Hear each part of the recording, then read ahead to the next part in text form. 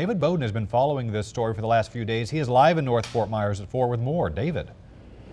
That's right. Well, it is still very wet up here. There's some work going on just down the road here on Wellborn Road. They only allow the construction vehicles and homeowners to make their way down this road right now. You can see it's drying up just a little bit, but there's still water on the road. Come take a look at this here. This is the gravel that the county has been putting down, but just beneath the gravel, you can still see water. And for many people in this area, the water and their problems continue to rise.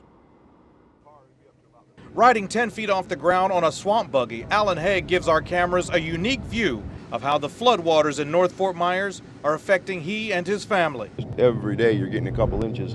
The ground's saturated, the ditches are full as you can see, and there's just nowhere for it to go. Alan owns several hundred acres of land near the Lee and Charlotte County line. After all these years being out of it, they've never solved this problem, which I know it can be solved, and I think a lot of it's created by man, I guess, however you want to say it. His pastures look more like lakes. Cattle graze on grasses that float atop 3 feet of water, and he says he's seen it this bad once or twice before. But the cattle always seem to find higher ground, and of course, he says he'll make sure he stays dry too. Sort of. The lady yesterday or this morning, are you worried about getting stuck? I said, nope. I got a swamp buggy and a horse. I'm getting out one way or another. Out there. Goodness gracious.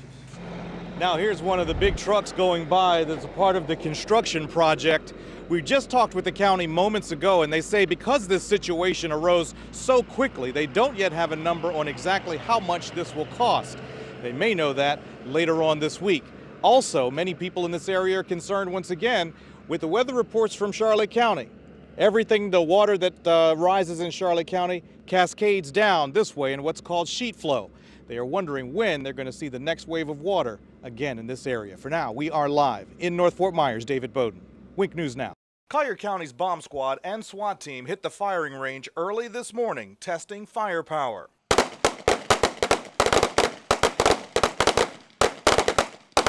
And new robotic technologies. The officers were not testing how accurate they could shoot. Instead, finding out what happened to bullets when they hit a new material called Kryron. When they opened the bulletproof vest, here's all the bullets, really. More than 120 shots at close range, and the vest absorbed them all, with no penetration. Even a 12-gauge shotgun blast at close range, not able to penetrate. So, Special Ops Commander Bob Lewis took the testing a step further, using a pipe bomb filled with C4 plastic explosives. Detonation velocity of this is 5 miles per second, 26,400 feet per second. And that's a lot hotter than any bullet round that is currently out on the market. 3, 2, 1.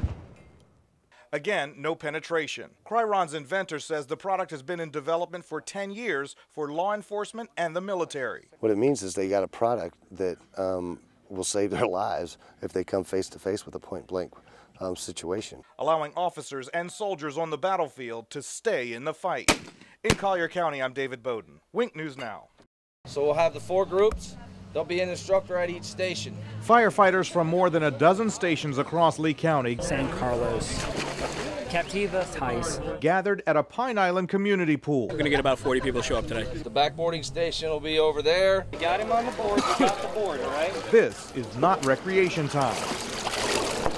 Okay. This is serious training. One of our key things is not to let our head go into the car. They submerged a mock vehicle with a mannequin inside and practiced water rescues. Basically, we're learning how to go down and not get completely inside the vehicle, but be able to search the inside of the car, see if there's any victims inside, and to be able to pull them out safely without getting in the car completely. Good job. The firefighters also practiced scenarios fairly unique to our area. On your knees. Like fighting fires at homes with pools and accidentally falling in. I'm a little bit nervous to see how it's going to go. 50 to 60 pounds of gear. Go ahead, in. For firefighter Brandon Kuhn, Pop up, lay back. the exercise was enlightening. It was more buoyant than what I thought. It was actually the first time that I've been in a pool with complete gear on, so it wasn't too bad. Proving even those who work to keep you safe Otherwise, we'll just use a couple big guys and pull them on out.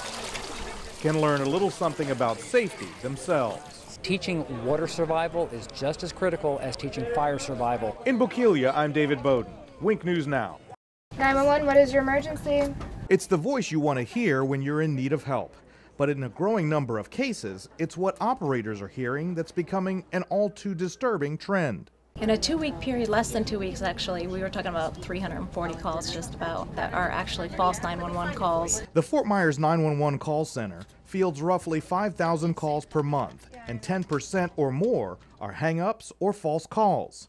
It happened over the weekend and landed Antonio Cody behind bars. Basically, it sounds, someone called 911, gentleman called 911, said, someone's been shot, and that puts us obviously in a high alert mode. We're sending multiple units, not one officer. The call was a prank.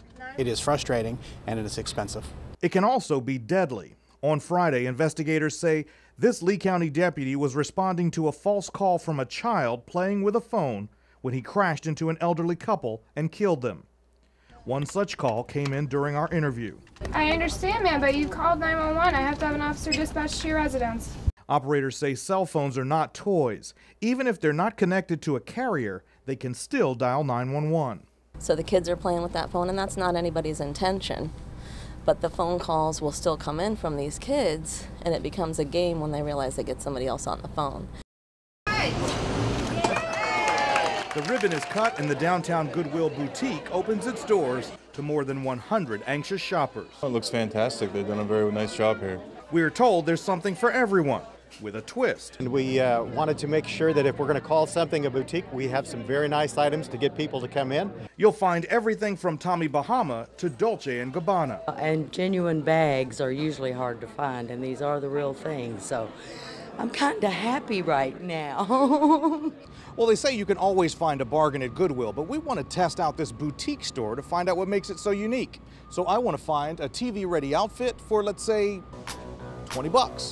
Goodwill, poppin' tags, yeah. I'm gonna pop some tags, only got $20 in my pocket. It doesn't take long, and I'm on my way to the register. And here's what I found. A Ralph Lauren shirt for $9.99 and Tommy Hilfiger pants for $7.99. The grand total? It'd be $19.06. Now that is awesome. Tags, only got $20 in my pocket.